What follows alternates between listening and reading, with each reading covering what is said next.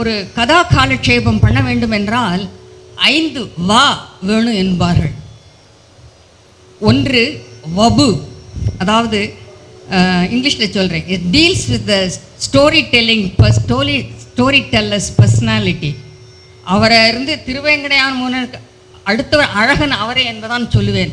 அவருடைய வெண்பட்டு பஞ்சகச்சமும் அதற்கு மேட்சிங்காக அந்த மரூன் அங்காவஸ்திரமும் படு பிரமாதம். ஸோ ஃபஸ்ட்டு வகுப்பில் அது சிரித்த முகம், அந்த புன்னகை எங்கும் நீங்கள் வெங்கடேஸ்வர பகவான் பக்கம் இவற்றை தான் பார்க்க முடியும்னு நினைக்கிறேன். ரெண்டாவது வஸ்திரம், அதாவது ட்ரெஸ் கோட். ஒரு சிரிச்ச முகத்தோட அழகாக பளிச்சுன்னு ட்ரெஸ் பண்ணிட்டு கையில் ஒரு கங்கணம் போட்டுண்டு கழுத்தில் அது பண்ணிட்டு நெத்தியில் அழகாக திருமணம் இட்டு ஒரு பார்க்கவே நமக்கு ஒரு பக்தியை ஒரு ஒரு அட்டென்ஷன் கொடுக்கணும் அப்படின்னு சொல்லிட்டு ஒரு அட்ராக்டிவ்னஸ்ன்னு சொல்லுவாங்களே ஆங்கிலத்தில், அது மாதிரி ஒரு இருக்கு பாருங்க. அது ரெண்டாவது வஸ்திரம். மூணாவது வாக்கு. அது நீங்கள் கேட்கவே வேண்டாம், அவரோட ஆரட்டாரிக்கல் எபிலிட்டியை நாங்கள் சொல்லி மாளாது.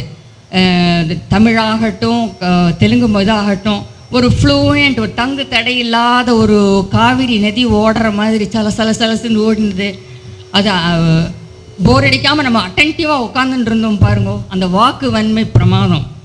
அடுத்தது வித்தை, அதாவது ஆர்ட் ஆஃப் டெலிவரி. பாட்டு, டான்ஸு, கொஞ்சம் சப்பலாக்கட்டை, கொஞ்சம் காலில் இது, அப்புறம் 2-3 இடையே ஒரு லிமிட்டட் ஜோக்ஸ் எல்லாமே ஒரு அட்டென்டிவாக இருந்தது பாருங்க அது. அடுத்தது வினயம்.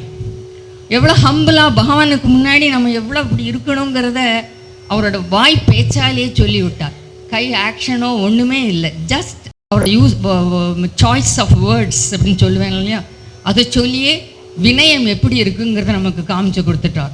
ஸோ 5 வபு, வஸ்திரம், வாக்கு, வித்தை, வினயம் எல்லாத்துலேயுமே அவர் he just excel. ஸோ அம்மாவோட பாட்டு கிளாஸில் பாட்டு கேட்டு பாடின பாட்டும் டான்ஸும் ஒரு விதை விதைத்ததுன்னு சொன்னேன். அந்த விதை ஆலமரமாக வளரட்டும், ஆலமர விழுதுகள் கொண்ட ஆலமரமாக வளரட்டும் என்று நாங்கள் எல்லோரும் வாழ்த்துகிறோம். இன்று இதோடு முடிவதில்லை. எப்பப்போதெல்லாம் நாம் திருப்பதி செல்லுவோமோ கூட நம்ம ஃபேமிலி மெம்பர்ஸ் யாரோ வராளத்தில் நிச்சயமாக விகாஷ் மனசு அளவில் நம்மளோட கூட வந்துட்டு இருப்பார். அது மாத்திரம் நிச்சயம்.